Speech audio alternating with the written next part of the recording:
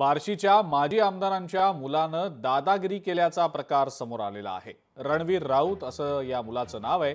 गाडीला ओव्हरटेक केल्यानं रणवीर राऊतनं दादागिरी केल्याचं समोर आलेलं आहे। घरात घुसून मारहाण करण्याची धमकी देत रस्त्यावर राऊत यांनी शिवीगाळ देखील करत दमबाजी केलेली आहे।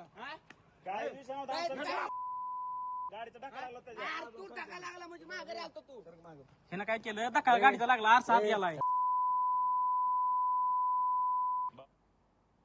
आमचे विरोधक किंवा राजकीय प्रतिस्पर्धींना माझ्या समोरून तो फोन लावून इथं अशी घटना घडली सांगत होता।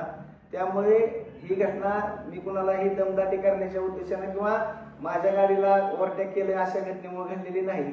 माझ्या एका भगिनीला कट मारल्यामुळे ही घटना घडलेली आहे।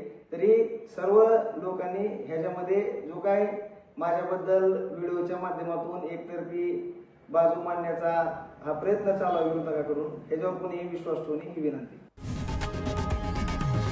लोकशाही मराठी ऐका, पहा, जागरूक रहा।